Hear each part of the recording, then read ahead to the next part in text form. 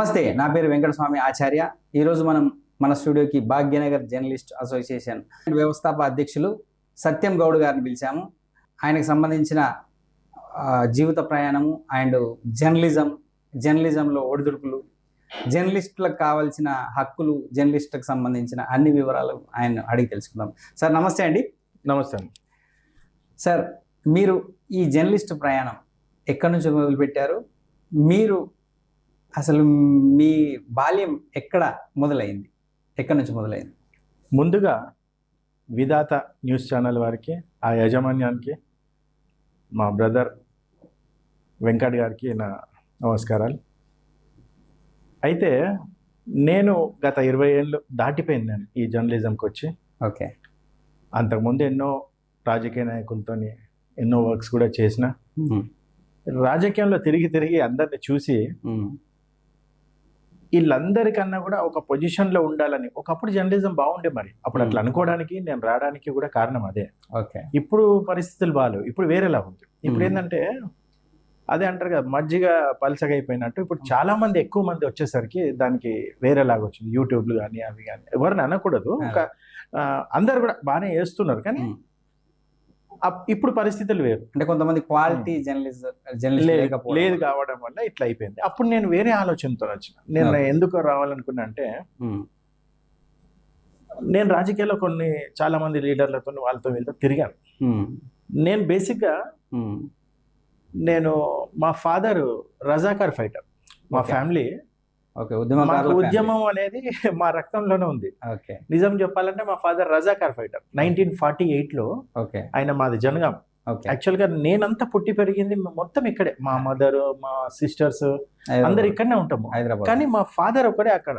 మా మదర్ని అక్కడ ఇచ్చింది. మరి ఇమీడియట్ గా మరి చాలా తొందరలో మనం మళ్ళీ ఇక్కడే వచ్చేసినా, మేము ఇక్కడనే ఉన్నాం. మేమంతా ఇక్కడనే పుట్టినాం చెప్పాలంటే. నేను ఫాదర్ ఒకడే అక్కడ. కాబట్టి ఆయన బ్యాక్గ్రౌండ్ అదే అనమాట. ఏంటంటే ఆయన రజాకార్ ఫైటర్. ఊర్లో చాలా పేరు ఉంది, ఆస్తులు ఉండే, అన్ని పోగొట్టుకున్నాం. ఇక్కడ సెట్ అయిపోయినాం, ఇక్కడనే ఉండిపోయినాం. అయితే ఈ క్రమంలో నేను అనుకున్నది ఏంటంటే, చూస్తున్నా అందరితో రాజకీయాలు తిరిగినప్పుడు ఒక పొజిషన్ లో ఉండాలి అంటే మనం ఏం చేయాలి? పాలిటిక్స్ లో రావాలంటే పైసలు ఉండాలి, అన్ని ఉండాలి. దానికి వేరే ఉంది. ఒక పొజిషన్ లో నిలబడాలంటే జర్నలిజంలోనే ఉండాలనే ఉద్దేశంతో నేను బాగా ఆలోచించి, అంటే ఎలాగో మీకు ప్రశ్నించే తత్వం మీ బ్లడ్ లో ఉంది కాబట్టి నేను ఈ ఫీల్డ్ ని ఎంచుకున్నాను. సమాజానికి ఎంతో సేవ చేయాలి అనే ఉద్దేశంతో నేను వచ్చినప్పుడు కూడా చాలా ఒడిదుడుకులు ఎదుర్కొన్నాంలే ఉంటాయి. దీంట్లో ఏ సంవత్సరంలో మీరు జర్నలిస్ట్ వైపు? 20 ఏళ్ళు అయింటది. 21 ఇయర్స్ అయింది. 21 ఇయర్స్. 2003 అంటే 2001, 2002, 2003 ఆ టైంలో తెలంగాణ ఉద్యమం అనేది రాష్ట్రంలో మొదలవుతుంది. అంటే అంతకుముందు మొదలైంది మలిదశ ఉద్యమం అనేది. అయితే అప్పుడు మీరు వచ్చిన వెంబడే ఉద్యమం వైపు ఏమన్నా మీరు ఆకర్షితులయ్యారా? ఎలా? స్టార్టింగ్ లో లేకుండే, తర్వాత ఉద్యమం స్టార్ట్ అయినప్పటి నుంచి నేను ఫస్ట్ నుంచి ఉన్నా. నిజం చెప్పాలంటే నేను ఎప్పుడు, అంటే జనరల్ గా జర్నలిస్టులు ఎట్లా అంటే, కెమెరాకి అటువైపు ఉండరు కదా. మన గురించి మనం చెప్పుకోవాల్సిన పని లేదు, మనము ఫోటోలు వీడియోలు అవన్నీ దిగలేదు.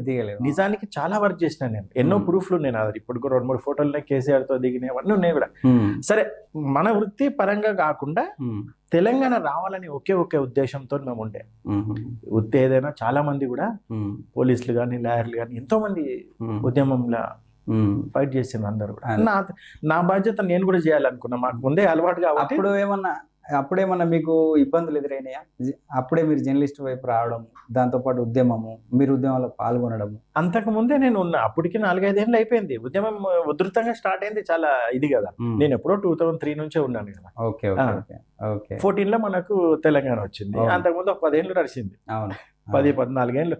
నిజానికి చెప్పాలంటే లాంగ్ పీరియడ్ గా అంత ఉద్యమం జరగడం కూడా గ్రేట్. అది తెలంగాణ ఉద్యమంకే సాధ్యమైంది. అది అంటే మీరు ఉండేది వారసిగూడ, సీతాఫల్ మండి ఆ ఏరియా కాబట్టి, అంటే మీరు క్యాంపస్ కు దగ్గర. అవును.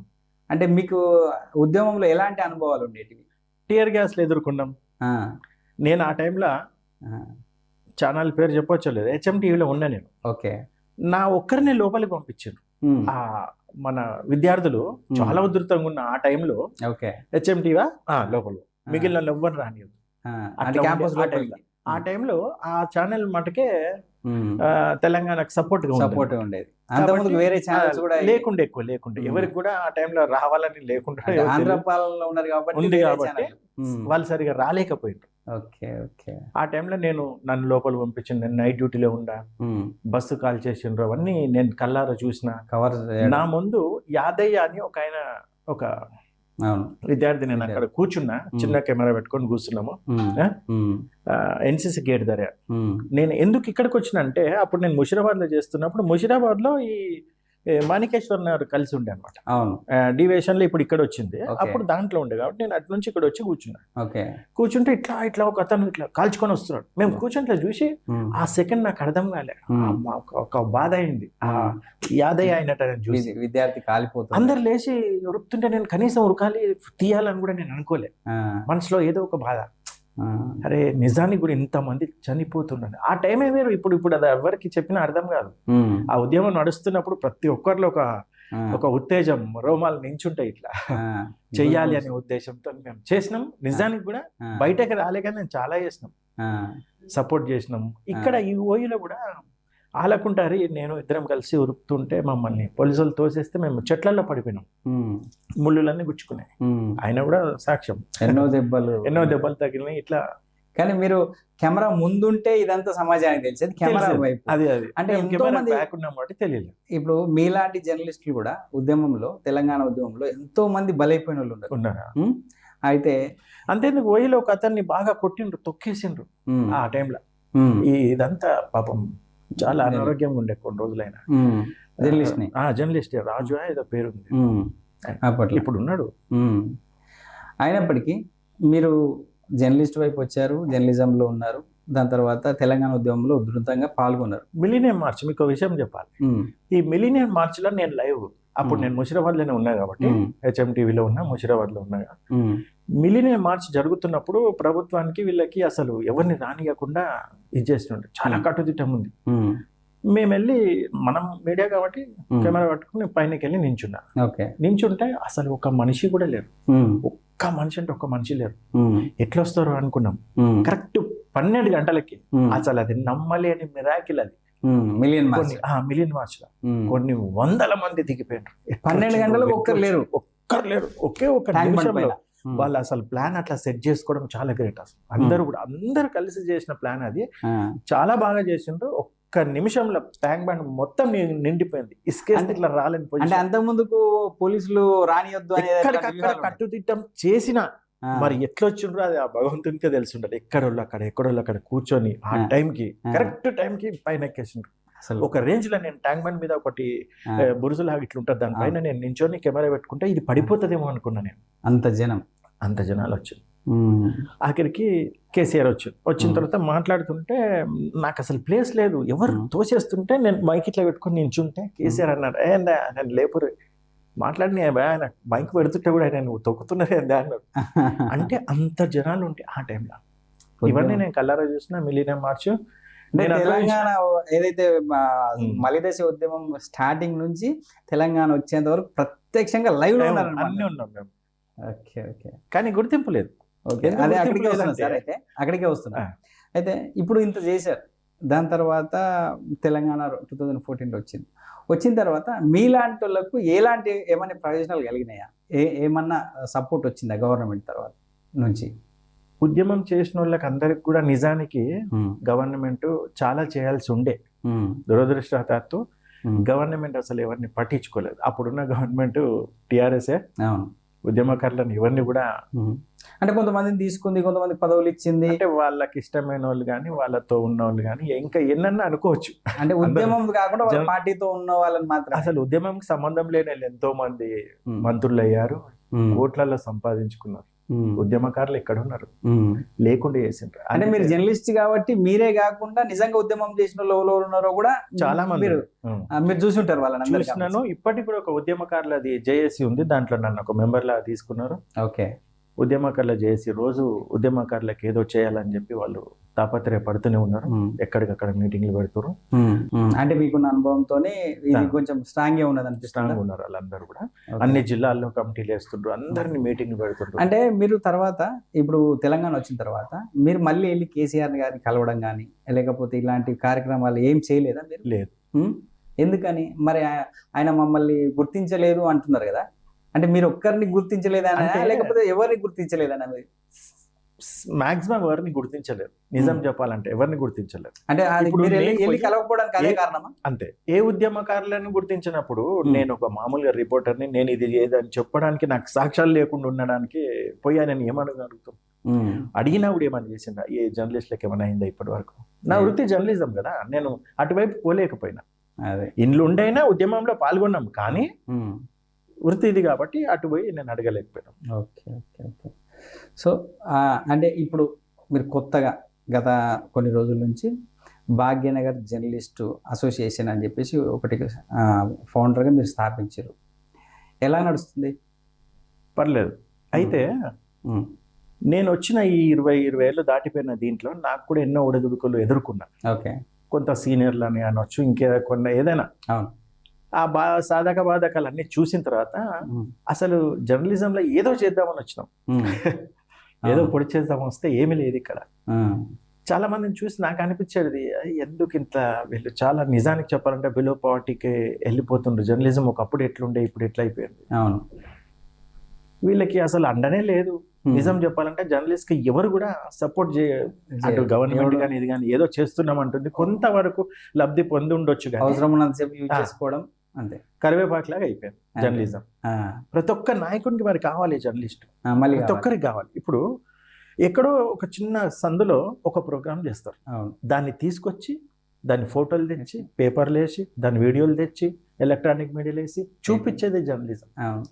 ఇలాంటి జర్నలిస్ట్కి ఏ ఒక్క నాయకుడు కానీ ఇంకెవ్వరు కానీ ఎప్పుడు కానీ సపోర్ట్ చేయలేదు. పైకి మటుకు మంచి పేరు, అనాదా కూర్చొని ఈ మర్యాదకు లొంగిపోయి ఈ జర్నలిజం ఇట్లా అయిపోయి చాలా అనిపించి ఈయన కనిపిస్తుంది అంతే. అవసరం ఎక్కడ కూడా వీళ్ళు సంపాదించుకుంది ఏమీ లేదు. అంటే మాక్సిమం మోస్ట్ ఆఫ్ జర్నలిస్టులు ఎట్లా వాళ్ళ జీవన విధానం ఎలా ఉంటుంది నడుస్తుంది? ప్రెస్ మీట్లని అవన్నీ ఇంకా వేరే ఉంటాయి కదా. అంటే వాళ్ళ అందరి జీవితాలు ఇలానే ఉంటాయి అంతే కదా. మీరు చూసిన దానికోసమే నేను ఆలోచించిన, అసలు దీంట్లో ఎక్కడ డెవలప్మెంట్ లేదు. ఎన్ని రోజులని ఇట్లా చేస్తారు, కొత్త కొత్తలు వస్తుండ్రు, ఛానల్స్ వస్తున్నాయి, యూట్యూబ్స్ వస్తున్నాయి, అన్ని వస్తున్నాయి, చాలా మంది ఇట్లా అవుతుండ్రు, కానీ రక్షణ లేదు, దీనివల్ల లాభం లేదు, అక్కడికక్కడ నడుస్తుండ్రు అనే ఉద్దేశంతో నేను అనుకొని ఇది పెట్టిన. జర్నలిస్ట్కి ఒక రకంగా భద్రత ఇవ్వాలి, ఒక భరోసా ఇవ్వాలి. నా దగ్గరకు వచ్చిన ఎవరికైనా, నేను అనుభవించాను కాబట్టి నా దగ్గరికి ఎవరైనా వస్తే ఫస్ట్ భరోసా ఇస్తాను. నేను భరోసా ఇస్తాను, నేనున్నా. తర్వాత నా బాధ్యతగా నేను ఏం చేయాలో చేస్తాను. ఆ ఉద్దేశంతో నేను పెట్టి, అంటే మీరు ఈ అసోసియేషన్ పెట్టి ఫామ్ చేస్తున్నారు. ఎంతమంది మెంబర్స్ ఉన్నారు ఇప్పటికి? మెంబర్స్ చాలా మంది ఉన్నారు, కానీ రిజిస్ట్రేషన్ లాస్ట్ ఇయర్ 1 year అయిపోయింది, చేయించినాము. మెంబర్స్ ఉన్నారు చాలా మంది, పాల్గొంటున్నారు, బాగానే వస్తున్నారు. అప్పుడు నేను చాలా ప్రోగ్రామ్ కూడా చేసిన. అంటే ఇది తెలంగాణ రాష్ట్ర వ్యాప్తంగా ఉందా? ఓన్లీ భాగ్యనగర్ పేరు మాటకే భాగ్యనగర్ అనేది పేరు అంతే. అంటే తెలంగాణ రాష్ట్ర వ్యాప్తంగా. Okay okay. మీరు లష్కర్ అనేది సికింద్రాబాద్కి లష్కర్ అని ఒక పేరు ఉంది. అవును. అట్లనే మన హైదరాబాద్కి భాగ్యనగర్ అనే పేరు. అవును. దీన్ని నేను ఎంచుకున్నాను, హైదరాబాద్ ఇది అని. అవును. హైదరాబాద్ కూడా ఒక స్టేట్ కాబట్టి భాగ్యనగర్. అంతే అంతే, భాగ్యనగర్. Super sir. అయితే ఇటు జర్నలిస్టు అటు ఉద్యమం చేశారు, దాని తర్వాత ఎలాంటి లాభాపేక్ష పొందలేదని చెప్పేసి ఇప్పుడు వచ్చి ఒక యూనియన్, నాలాంటి వాళ్ళకు సపోర్ట్ చేయాలని చెప్పి ఒక యూనియన్ ఫామ్ చేశారు. ఈ ప్రస్థానం ఇలా ఉంటే కుటుంబ నేపథ్యం ఏంది, జీవన విధానం ఏంది, వదిన గారు కానీ లేకపోతే పిల్లలు కానీ ఏం చేస్తుంటారు, మీ ఆస్తిపాస్తులు ఏంది, ఓపెన్గా చెప్పుకోవాలంటే? నిజానికి చెప్పాలంటే ఫాదర్ ఉన్నప్పుడు బాగుండే, అన్ని అమ్ముకొని వచ్చేసినాం. ఇక్కడ వచ్చిన తర్వాత మాకేమి చాలా కష్టాల్లోనే పెరిగినాం. ఓకే. కొంత సంపాదించిన, సరిపోయేంత సంపాదించిన, పిల్లల్ని చదివిపించాను. పెద్ద అమ్మాయి PhD, ఓకే. 2వ అమ్మాయి US లో ఉంది.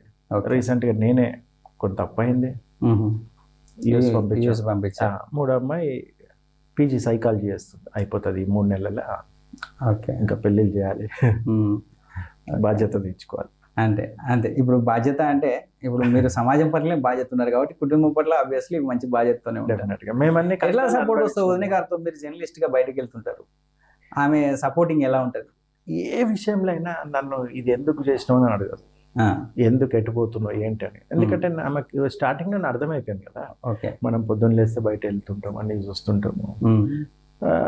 మా రిలేటివ్ నేపథ్యంలో కూడా లీడర్లు అందరు చాలా ఉన్నారు కాబట్టి మాకు ఇదే అలవాటు అయిపోయింది. మేము గౌట్స్ కాబట్టి కళ్ళు అమ్మడం ఇలాంటివి ఉంటాయి కదా, కొంచెం లీడర్షిప్. పొద్దున్న లేస్తే బయట ఉండే అలవాటు అయిపోయింది మా లేడీస్ కి కూడా. అది అలవాటు అంతే. ఏ ఇయర్ అయిందన్న మీ మ్యారేజ్? 97 డిసెంబర్ 97. అంటే పెళ్ళైన తర్వాత మీరు జర్నలిజంలోకి వచ్చారు? అవును.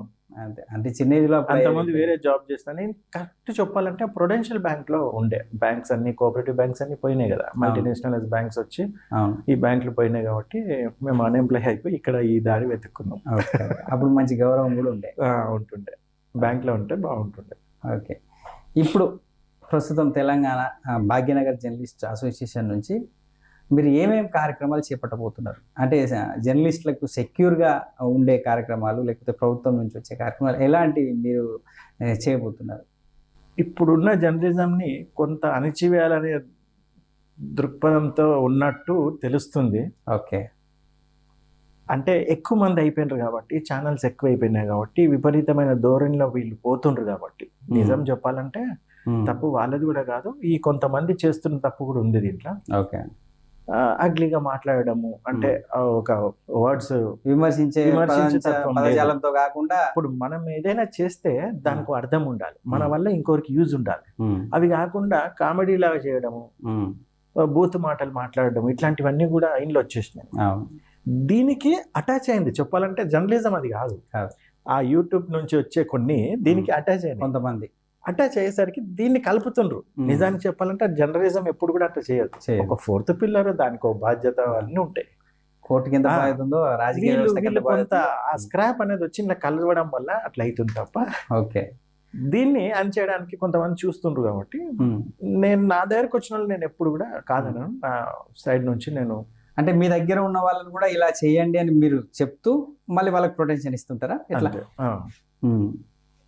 నా దగ్గరికి ఎవరు వచ్చినా నేను మంచి గైడెన్సే చేస్తాను. ఇట్లా చేయాలి, ఇట్లా చేయాలి, ఇట్లా ఉండాలి, మనం ఒకరిని ఇబ్బంది పెట్టవద్దు. అసలే బయట అంత ప్రచారం కూడా ఎక్కువ ఉంది, మనం ఒకరిని ఇబ్బంది పెట్టవద్దు. అంటే మీరు మీ అసోసియేషన్ తరపున మీటింగ్స్ లలో మీరు ఎట్లా ఇట్లాంటి ఏమైనా అవేర్నెస్ ఇవ్వడం అలాంటివి ఏమైనా ఉంటే చేద్దామని అనుకుంటున్నాను. ఎందుకంటే కొన్ని వేరే వేరే ప్రోగ్రామ్స్ చేసిన నేను, అంటే అవేర్నెస్ ప్రోగ్రామ్స్ చేస్తున్నా, ఇంకా కూడా చేస్తా ఇంకో ముందు. మీరు మీ ఉద్దేశం ఇలా ఉంది కదా, జర్నలిజం అంటే వేరు, ఇప్పుడున్న జర్నలిస్టులు ఉన్నారు కానీ దాంట్లో కొంత స్క్రాప్ కలిసింది అంటున్నారు కదా, ఇది స్క్రాప్ ఇది అసలు అని చెప్పేసి మీరు ఏమన్నా ప్రోగ్రామ్ మీకు చెప్పడం జరుగుతుందా? ఎవరికైనా చెప్తున్నారా? చెప్పలేము, ఎందుకంటే పర్సంటేజ్ ఎక్కువైపోతుంది. యూట్యూబ్ నుంచి వస్తున్న ఆ పర్సంటేజ్ ఎక్కువైపోయింది. సోషల్ మీడియా ఎప్పటికీ ఉంటుంది, ఉండదని కాదు. చాలా మంది అనుకుంటారు సోషల్ మీడియా ఎవరికి తెలియని ఒక రోడ్డు మీద జరుగుతున్న చిన్నదాన్ని కూడా టక్ మన ఫోటో తీసి పెట్టేస్తారు సోషల్ మీడియాలో. దాన్ని ఎవరు ఆపలేరు. ఎవరు తెలుసుకున్న సోషల్ మీడియాని ఆపలేరు, ఎందుకంటే ఫ్యూచర్ అంతా అదే. మంచి మంచి పేపర్లు కూడా ఇన్ ఫ్యూచర్లో డిజిటల్ అయిపోతున్నాయి. అంతే. ఇంకా మంచి మంచివి అన్నీ పోతాయి, ఇదే మిగులుతుంది, సోషల్ మీడియానే మిగులుతుంది. కాకపోతే ఈ యూట్యూబ్ అనే స్క్రాప్ కొంచెము ఇది వరల్డ్ వైడ్, దాన్ని ఎవరు ఆపలేరు కదా. అది వచ్చి కొంత కలిసి దాన్ని మిక్స్ చేస్తుండ్రు వీళ్ళు. అవి చిన్న వీడియోలు తీయడము, ఫ్యామిలీ తీయడం, అవి తీయడం, ఈ వీడియో తీసి దీంట్లో పెట్టేసరికి ఇదే మీడియా, సోషల్ మీడియా ఇదే అని కొంతమంది అనుకుంటుండ్రు. వీళ్ళని కట్టడి చేయాలని గవర్నమెంట్ అనుకుంటారు. ఓకే. మీకు ఇప్పుడు గవర్నమెంట్ నుంచి అంటే మీ యూనియన్ కానీ లేకపోతే మీ జర్నలిస్టులకు కానీ ఇబ్బందులు వస్తే మీరు వెళ్ళడం, మాట్లాడడం అలాంటివి ఏమైనా జరుగుతాయా? నా ఒక చిన్న ప్రయత్నం నేను చేస్తా. ఎందుకంటే మనము న్యాయం అసలు ఎక్కడ ఉంది, వీళ్ళు ఏం చేస్తుండ్రు, వచ్చిన కేసు మన దగ్గరికి ఎట్లా వస్తుంది, దాన్ని ఎట్లుందని చూసి దాన్ని మాట్లాడతాం. ఒకవేళ మన వాళ్ళు తప్పు చేసినా ఎక్స్క్యూజ్ కోరుతాం, దాంట్లో తప్పేముంది, అంతే. అడగడంలో తప్పు లేదు. అరే పొరపాటులు అందరూ చేస్తారు, మనుషులు అందరూ పొరపాటు చేస్తారు, అరే ఏదో అయిపోయిందని క్షమించేసాడు. ఇప్పుడు నా తరఫు నుంచి నేను ఇది చేస్తాను. చాలా మంది మీడియా సంస్థలలో కూడా పనిచేస్తుంటారు. ఇప్పుడు మీ యూనియన్లో ఉన్నవారు అంటే మీడియా సంస్థలు అక్కడ వాళ్ళ శాలరీస్ కానీ సరిగ్గా ఇవ్వకపోవడం, లేకపోతే శాలరీ లేకుండా కూడా పనిచేయమని కొన్ని మీడియా సంస్థలు ఉన్నాయి. ఇలాంటివి ఏమన్నా కంప్లైంట్స్ మీ దగ్గరికి వచ్చినప్పుడు మీరు వెళ్ళి మాట్లాడుతుంటారా? అసలు వచ్చిందే అక్కడ నిజానికి శాలరీకి చేసే స్టాఫర్స్ వేరుంటారు, బయట ఉండే వాళ్ళు వేరు. ఓకే. ఇక్కడ మొదలైంది ఇది ఏదైతే కొంచెం అనుకుంటారో అది ఇక్కడనే మొదలైంది. ఈ శాలరీలు వాళ్ళు కరెక్ట్ ఇచ్చి ఉంటే, శాలరీస్ ఇచ్చి వీళ్ళని పెట్టుకుంటే అసలు ఇలాంటివి జరగవు. పొరపాట్లు బయట స్క్రాప్ అనేది రాకుండా పొరపాట్లు జరగవు. ఓకే. ఎవరైనా మంచి ఉద్యోగం ఉంటే ఎవరైనా ఎదురు చేస్తారు. దానికి ఏం లేకనే అక్కడ రాక ఇక్కడ రాక ఉల్టా ఇంకా కొన్ని సంస్థలు నాకు పైసలు తెచ్చి నాకు యాడ్లు తెచ్చి అనడం వల్ల వీళ్ళకి ఏం చేయాలో అర్థం కాక వీళ్ళు కూడా బయట రోడ్డు మీద పడుతుంటారు. ఇంకా తప్పదుగా, తప్పదండి. దాన్ని ఎవరు ఆపలేరు. చెప్పండి, నేను ఇప్పుడే చెప్పాను, దాన్ని ఎవరు ఆపలేరు. సంస్థలు ఇట్లున్నప్పుడు అంతే. ప్రతి ఒక్కరు బయటకు వెళ్ళేది వాడికి ఏదో ఎన్నో ప్రాబ్లమ్స్ తో బయటకు వస్తాడు, 4 రూపాయలు రావాలని చూస్తాడు, శాలరీ రావాలని చూస్తాడు, బిజినెస్ చేస్తాడు, బిజినెస్ ద్వారా నాకు ఇన్కమ్ రావాలని చూస్తాడు. జర్నలిస్ట్ కి రూపాయి రాకుండా మీరే నాకు యాడ్లు తెచ్చిండ్రి అని అదని ఇదని కొత్త కొత్త సంస్థలు పెట్టేసి వాళ్ళని ఇబ్బంది పెడుతుంటే వాళ్ళకి అర్థం కాదు ఏం చేయాలని. అర్థం కాక ఇక ఇట్లా అవుతుంది. ఫైనల్ గా మీరు కొత్తగా జర్నలిజంలో రావాలనుకున్న పిల్లలకి, యూత్ కి మీరు ఏమని సందేశం ఇస్తారు, ఏం చెప్తారు? కొత్త వాళ్ళు వచ్చే వాళ్ళు మంచిగా చదువుకొని జర్నలిజం చేసిన వాళ్ళు అయితే రావాలి, ఎవరు పడితే వాళ్ళు రావద్దు. ఒకవేళ జర్నలిజం చేసి వస్తే కూడా దీని మీద ఏదో సంపాదించాలనే ఉద్దేశంతో రావద్దు. సైడ్కి ఏదైనా ఇంకేదైనా వేరే బిజినెస్ కానీ ఇంకేమైనా ఉంటే అది చూసుకుంటూ దీని సమాజ సేవ చేయాలనే ఉద్దేశంతో ఉంటేనే ఈ జర్నలిజంకి రావాలి. అంటే ప్రస్తుతానికి ఇన్కమ్ ఉండదు, దీన్ని ఆశపడి దీని మీద ఏదో సంపాదించేస్తాం ఏదో చేసేస్తామని మటుకు రాకండి. వేరే ఏదైనా ఉంటే నీ చదువును బట్టి జర్నలిజంలో మనం ఏదైనా చేయగలుగుతాం, సమాజానికి యూజ్ అవుతామనే ఉద్దేశం ఉంటే రండి. నేను చెప్పేది అంటే రాజకీయంలో సంపాదించినట్టు లేకపోతే వేరే సంస్థ ఇక్కడ ఏముంటది, ఏముండదు. జర్నలిజంలో ఏం సంపాదిస్తారు, ఒకప్పుడు ఎప్పుడో ఉండేనేమో తెలియదు కానీ ఇప్పుడు అసలే లేదు ఇప్పుడు. అంటే ఏమన్నా బయట గౌరవం పేరు మాత్రమే, అంతే అంతే అంతే. ఆస్తులు సంపాదించుకునేది అయితే ఏముండదు. అంటే ప్రభుత్వం కూడా ప్రోత్సాహాలు ఇస్తుంటది కదా అక్కడక్కడ. ఎక్కడ ఇస్తుందండి, పేరుకు మటుకు ఉన్నాయి అంటే కోపాలు వచ్చేస్తాయి. కానీ నిజానికి చెప్పాలంటే సంస్థలు ఉన్నాయి కొన్ని. జర్నలిస్ట్ని కాపాడాల్సిన వాళ్ళు కూడా ఎన్నో సమస్యలు ఇరుక్కున్న వాళ్ళని కూడా ఎవరు కాపాడతలేరు. వాళ్ళకంటే ఏం చేసింది చెప్పండి, మీరు చెప్పండి ఒక మాట. ఇప్పటి వరకు జర్నలిజంకి గవర్నమెంట్ తరఫున ఏమిచ్చారు? డబుల్ బెడ్రూమ్, ఒక సింగిల్ బెడ్రూమ్ ఇవ్వలేకపోతున్నారు, డబుల్ బెడ్రూమ్ అడిగితే కూడా ఇవ్వలేకపోతున్నారు, జాగాలు ఇవ్వలేరు. ఎప్పుడో ఇచ్చిండ్రంట, అదేదో పేద ఎకరాలు కొట్లాటాలని. ఇవన్నీ ఎవరు చూస్తారు? అవి కూడా వాళ్ళకి తాతనాడు ఆస్తి నుండి ఇప్పుడు ఏం లేవంటే ఏం చెప్తారు? ఇప్పుడు వచ్చే జర్నలిజంకి మీరు ఏం చేస్తుండ్రు, ఈ జర్నలిస్టులకు ఏం చేసిండ్రు, ఎవరికి ఎక్కడ మీరు ఇవి ఇచ్చిండ్రు చెప్పండి. మొన్న అక్కడెక్కడో ఒకటి వచ్చింది, జర్నలిస్టులకు సగం ధరకే ఇస్తున్నాము అని చెప్పి వస్తే మేము కూడా పోయి చూసినాం. చూస్తే అందరికి ఇచ్చే రేటే మనకి ఇస్తున్నాం. అవి ఎప్పుడో కట్టిన ఇల్లులు, పాడుపడిపోయిన ఇల్లులు ఇచ్చిండ్రు. ఇస్తే అది సేమ్ రేట్ ఇస్తారు, మళ్ళీ బయట వాళ్ళకి ఎంత ఉందో అంతే. ఇది కాకుండా జర్నలిస్టులకు ఏదైనా చేయాలి. బిలో పవర్టీ ఉన్న వాళ్ళు ఎంతో మంది ఉన్నారు. ఇప్పుడు డబుల్ బెడ్రూమ్లు ఇస్తుండ్రు కదా, అందులో ఉంటే ఎవరికైనా మన జర్నలిస్టులకు ఒక కొంత కోట ఇచ్చి వీళ్ళకి కూడా ఇంత ఇవ్వండి ఇస్తే అయిపోతుంది కదా. ఇవన్నీ ఎందుకుంటాయి బాధలు? వాళ్ళు కూడా మీకు కోఆపరేట్ చేస్తారు కదా. జర్నలిజం ఎప్పటికీ అవసరం లేదా? ఫోర్త్ పిల్లరే కదా. మరి ఇది లేని దేశానికే ఏం లేదు. ప్రశ్నించే తత్వం జర్నలిజంలోనే ఉన్నది. ప్రశ్నించిన వాళ్ళ మీద కేసులు పెట్టుకుంటూ పోతే ఎక్కడ బాగుపడేది చెప్పండి? ముందుకు ఎట్లా పోతాం? ఎవరైనా అడిగితే ప్రశ్నిస్తే కేసులు పెడతారా? అవి కూడా అయినాయి కాలేదా? అయినాయి. మరి తప్పు కదా. అడిగేటోడు ఉంటేనే ఏదైనా డెవలప్మెంట్ ముందుకు పోతుంది. ఎవరేం అడుగుకుంటే ఇంట్లో కూర్చుండేలా కూర్చుంటే ఏమొస్తుంది అంతే కదా. ఆ ప్రశ్నించే నీకే ఉంది ఈ జర్నలిజం. దీన్ని ఒక రకంగా తీసుకెళ్తుంటుంది. ఇది తప్పు, ఈ ధోరణి తప్పు. జర్నలిజంకి స్వేచ్ఛనియాలి. ఇంకా ఎన్నో పనులు చేస్తారు జర్నలిజం, మంచి మంచి కార్యక్రమాలు చేస్తారు. డెవలప్మెంట్కి వాళ్ళు ముందు పురోగతి వాళ్ళే ఉంటారు. జర్నలిస్ట్ అన్నవాడు మరి అంత ఇది కాదు. ఈ మధ్య అందరూ వాళ్ళంతా వీళ్ళంతా ఎక్కడికో పోతుండ్రు, పైసలు అడుగుతుండ్రు, అవి అంటుండ్రు. కానీ ఇది కాదు అసలు జర్నలిజం. అసలు జర్నలిజం చాలా బాగుంది, ఎంతో డెవలప్మెంట్కి ఇది కదా. అదే సమాజానికి అవసరమైన జర్నలిజం. మీరు దాన్ని దృష్టిలో పెట్టుకోండి, కానీ ఎక్కడో జరుగుతున్న కొంత స్క్రాప్ని దృష్టిలో పెట్టుకోవద్దని నేను ప్రభుత్వానికి విజ్ఞప్తి చేస్తున్నా. Okay, right sir. అయితే మొత్తానికి కొత్తగా వచ్చే జర్నలిజం వైపు వచ్చే పిల్లలకు మాత్రం మీరు సంపాదిస్తారని రావద్దు. వీళ్ళకి ఓ సైడ్ బిజినెస్ పెట్టుకోండి, మీ వల్ల సమాజానికి యూజ్ అయ్యేలాగా చూడండి. అంతే. సందేశాలు ఇవ్వండి, బయట జరుగుతున్నాయి అన్ని చెప్పండి, స్టోరీలు రాయండి, ఎక్కడెక్కడ ఏమైంది. ఇప్పుడంతా కల్చర్ మారింది, పాతయన్ని కూడా చెప్పండి ఈ విధంగా జరగాలని. ఇప్పుడు పేరెంట్స్కి ఒక మాట చెప్తానేమనుకోదు. ఒకప్పుడు పేరెంట్స్ ఎట్లుండే అంటే, ఇప్పుడు పక్కింటోడు మనం ఏదైనా బెదిరిస్తారే అంకుల్ తిడుతాడని భయానికి మనం ఇది చేస్తుండే. ఇప్పుడు చెప్పినాం అనుకో అంకుల్ తిడుతున్నాడంటే వాడేం తిడతాడు అనే రకం అయిపోయారు పేరెంట్స్. భయము భక్తి లేదు. సైలెంట్ గా అని చెప్పేది పోయి మీరుకేంచి వీడిని రెచ్చగొడతాయి. మెయిన్ ఇప్పుడున్న యూత్ కి భయము భక్తి అనేది లేదు.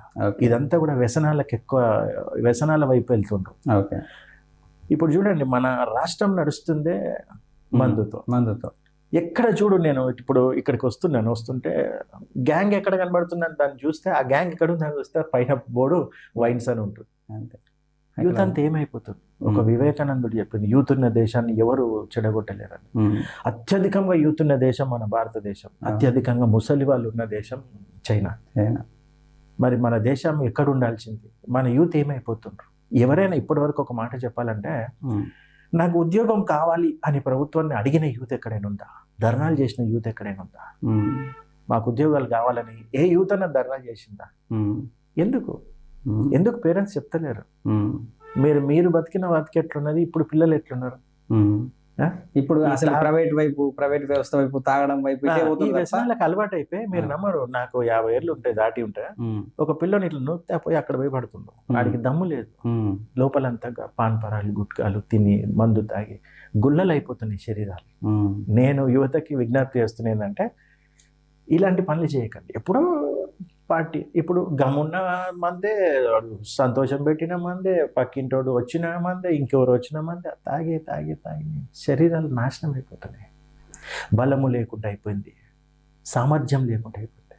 ఎట్లా ఉండాలి యూత్? ఒక్కొక్క అది మీరు యువకులుగా ఉన్నప్పుడు ఇప్పుడు లేదంట. ఇప్పటికి నేను ఎవరైనా ఇట్లా తోస్తాడు పోయి ఆడబడుతుంది పోయి పొరలు, అదేదో కటింగ్లు, చెప్పి కటింగ్లు, ప్యాంట్లు ఇక్కడ వరకు ఒక టైం నడుస్తుంది. Okay, right sir. అంటే సమాజం వైపు, రాజకీయం వైపు తర్వాత ఇంటర్వ్యూలో మనం చేసిన, ఇప్పుడు స్పెషల్గా మీకోసం ఇది మీరు ఎంచుకున్న దారి కోసం మిమ్మల్ని పిలవడం జరిగింది.